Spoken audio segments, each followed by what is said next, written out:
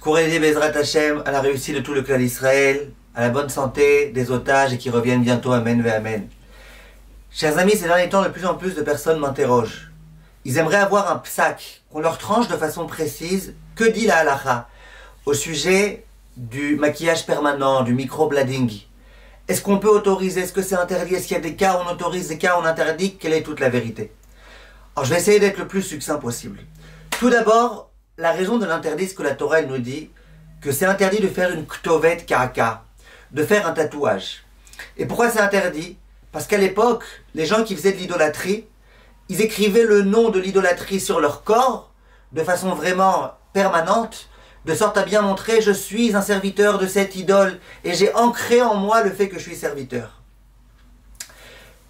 Le Sefer HaChinuch explique que Kadosh Baruch Hu nous demande de nous écarter de tout ça, de tout ce qui rejoint les coutumes des idolâtres, de tout ce qui se rapporte un petit peu à cela. Et le Rav Shimshon Raphaël Hirsch de rajouter et de dire que même si quelqu'un décide d'écrire le nom de Dieu sur lui, comme pour dire je suis serviteur de Dieu, ça marche pas, ça fonctionne pas, c'est interdit. Pourquoi c'est interdit? Parce que le corps du juif, c'est un corps qui est saint. Et le juif, sans avoir besoin d'écrire quoi que ce soit dessus, quoi que ce soit sur lui, c'est déjà sûr et certain qu'il est le serviteur de Dieu. Et d'éprouver le besoin de l'écrire, c'est comme pour dire que je suis serviteur de Dieu que si je l'écris sur moi. Et en soi, c'est déjà un grand problème. En tout état de cause, mes chers amis, la question qui se pose, est-ce qu'on a le droit ou pas? Souvent, des personnes veulent le faire parce qu'elles ont, par exemple, une grosse cicatrice horrible. Elles ont honte de sortir avec une telle cicatrice dans la rue. Il y a des personnes qui n'ont pas de cils, qui n'ont pas de sourcils, et qui aimeraient bien dessiner ces choses-là, de sorte à ne pas avoir l'air pas bien. Est-ce que c'est permis ou pas? Alors, les décisionnaires se sont longuement interrogés à ce sujet, et il y en a qui effectivement vont aller complètement dans le sens de l'interdiction, y compris le Rav Wosner, y compris d'autres grands décisionnaires.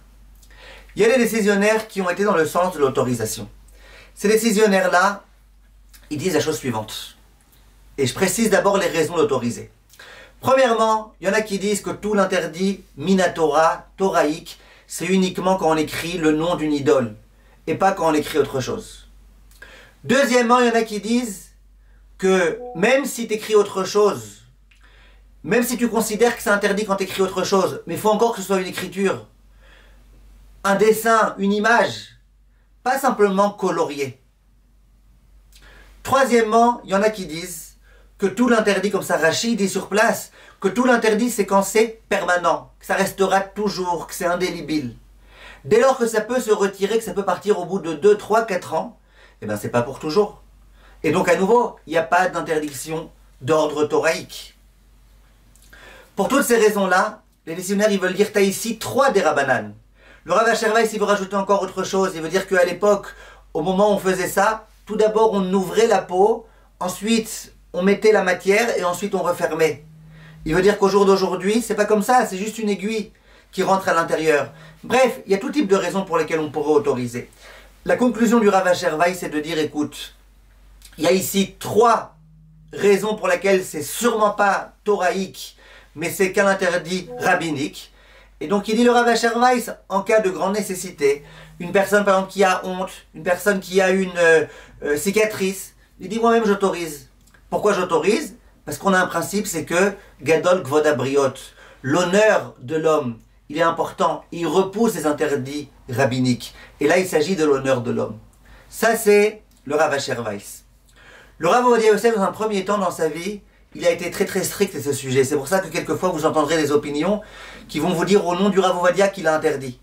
Mais le Rav Ovadia lui-même, à la fin de sa vie, dans le Taharat Abayit Chelek Gimel page Kaftet, là-bas il dit je sais qu'on a écrit en mon nom ici et là-bas que c'est interdit. Il dit mais moi j'ai un petit peu changé d'avis en voyant ce que tous les décisionnaires avancent.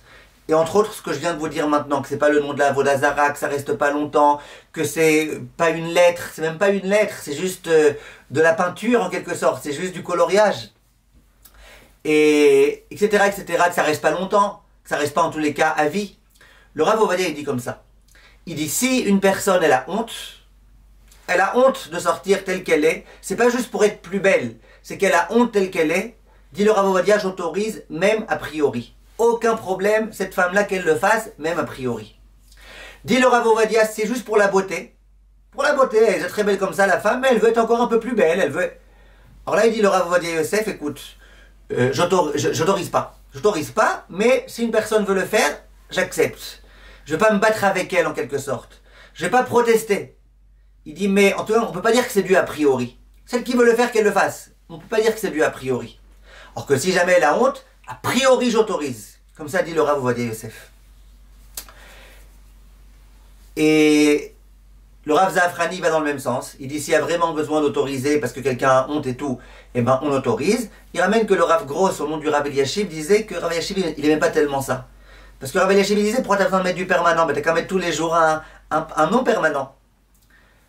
En tout état de cause, mes chers amis, je pense que la conclusion peut être la plus claire. C'est celle du Rav Ovadia Yosef en ce sens où elle va un peu entre les deux.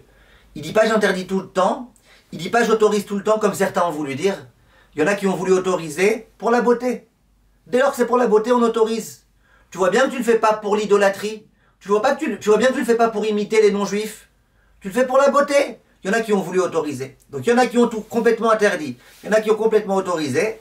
Le Rav Ovadia, il va un petit peu entre les deux. Et il dit, si c'est parce que tu as honte, j'autorise, même sans aucun problème. Si c'est pas parce que tu as honte, eh ben, celles qui veulent le faire, qu'elles le fassent. Voilà, je vous ai un petit peu présenté toutes ces halakhot là de la façon la plus claire possible, j'espère. Be'atzlacha et à très bientôt.